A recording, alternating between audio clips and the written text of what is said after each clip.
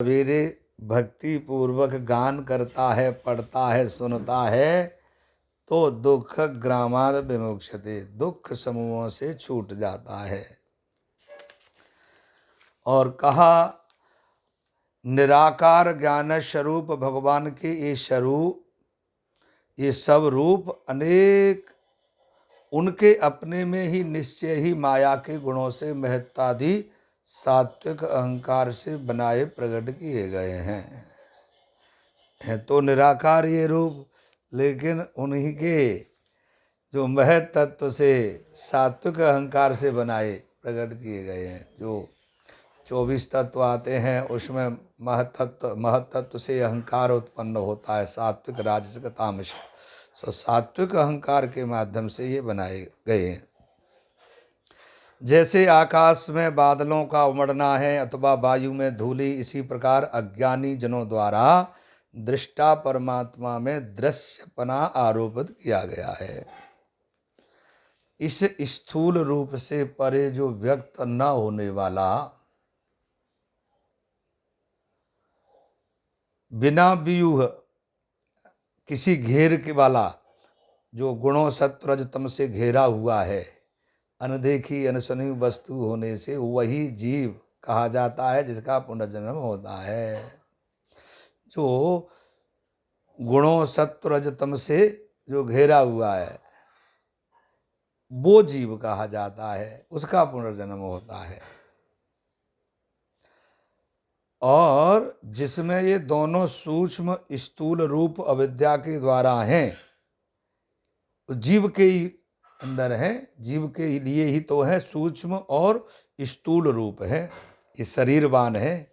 ऐसा अपने बोध से निश्चय करने पर, अपने स्वरूप में इसका निषेध बाद हो जाने पर वही स्थिति अब इस शरीर का सूक्ष्म और स्थूल रूप है, ये इसका ज्ञान हो जाए विशेष रूप से, तो वह ब्रह्म साक्षात्कार कहा जाता है। और जब यह अत्यंत निपुण माया देवी रूपा बुद्धि निवृत्त हो जाती है, तब अपना आत्मा सब अभावों से रहित ही है, यानी सूक्ष्म और स्थूल रूप का भान मिट जाए, यानी वो आत्मा ही, मैं आत्मा ही हूँ, तो वो आत्मा फिर सब अभावों से रहित हो जाता है। ऐसा बात बुद्धि में आ जाए, तत्वज्ञ लोग तब अपनी महिमा में स्थित हो जाते हैं। इस प्रकार निश्चय ही जो अकर्ता है और अजन्मा है, उन हृदयेश्वर ऋषिकेश के वेदों में रहस्य रूप में वर्णित जन्मों अवतारों लीलाओं का बुद्धिमान ज्ञानी लोग वर्णन करते हैं। तो सवा इदं विश्वमवोघलीला सजत्यवत्यति न सज्जतेऽस्मिन् भूतेषु चान्तर्हित आत्मतंत्र षड्वर्गिकं जिघ्रति षड्गुणेशा।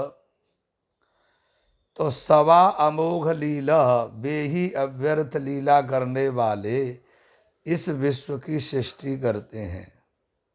सवा इदम विश्वम अमोघ लीला सजति अवति च सज्जते इसमें, यानी इस विश्व की सृष्टि करते हैं, रक्षा करते हैं और फिर संहार करते हैं, और फिर इसमें आसक्त नहीं होते।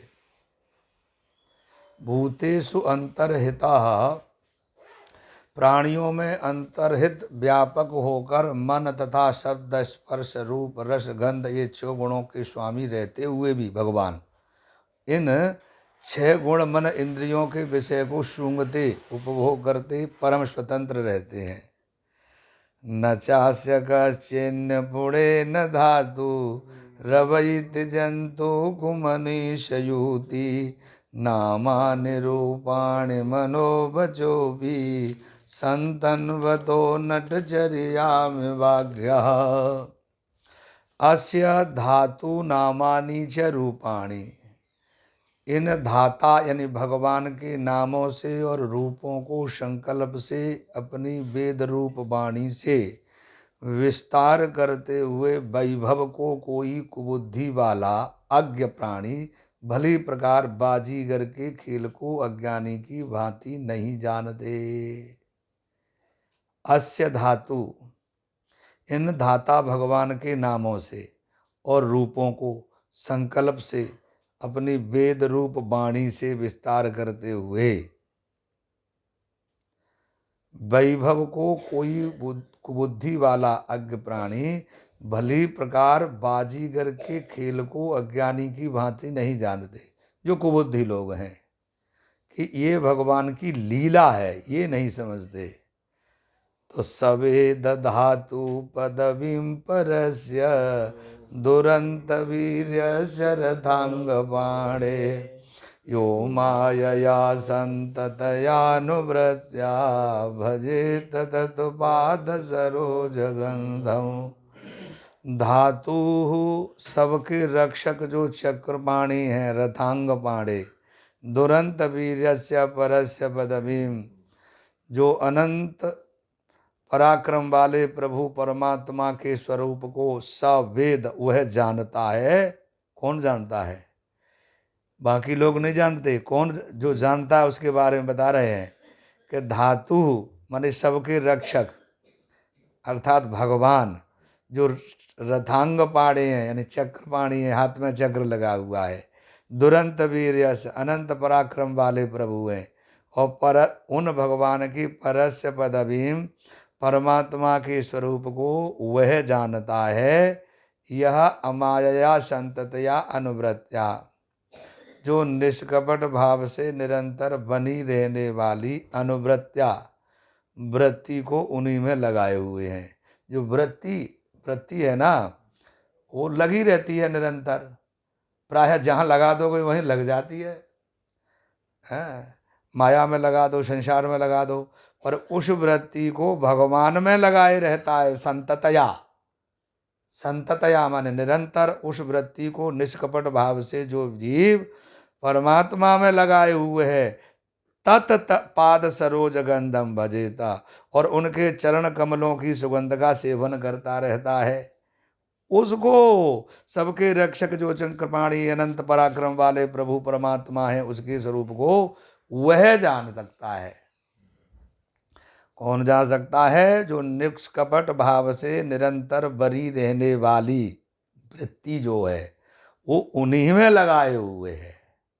निरंतर जो है आप लोग सत्संग कर रहे हैं, फिर उनका चिंतन कर रहे हैं, तो उसके चरण कमलों की सुगंध का सेवन करता रहता है वो व्यक्ति, वो उसको पार पा सकता है। अथेय धन्या भगवंत एतम यद वासुदेव अखिल लोकनाथे कुर्वन्ति सर्वात्मकमात्म भावम न यत्र भूया परिवर्तयोग्र।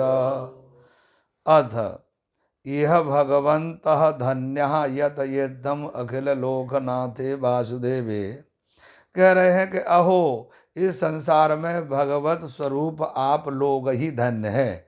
सूत जी सौनकादि ऋषियों से कह रहे हैं कि आप लोग धन्य हैं, जो इत्थम अखिल लोकनाथे वासुदेवे, जो इस प्रकार संपूर्ण लोकों के स्वामी वासुदेव में सर्वात्मकम आत्मभावम कुर्वन्ति, सर्वात्मा रूप से आत्मभाव करते हैं। यत्र भूया उग्रह परिवर्तनः, पुनः भयानक पुनर्जन्म नहीं होता जो इस प्रकार आत्मभाव करते हैं भगवान के प्रति। तो अब देखिए, अब यहाँ से अब बता रहे हैं कि इदम भागवतम नाम पुराणम ब्रह्म संविदम उत्तम श्लोक चरितम जकार भगवान ऋषि। सबको बताया ना, ये तृतीय अध्याय का 40वां श्लोक चल रहा है कि इदम भागवतम नाम पुराणम, ये भागवत नाम वाला जो पुराण है वो वेद सम्मत है। अब कोई कहे कि हम ऐसे ही समझ जाएंगे, समझना कठिन इसलिए है क्योंकि ये साधारण नहीं है, ये ब्रह्म सम्मित है, वेदोक्त है। ये जो वेद में लिखा है वही तो है ये, तो इसलिए इसको समझना कठिन है। जो समझने का प्रयास करेगा उसकी समझ में आएगी। ब्रह्म संविद है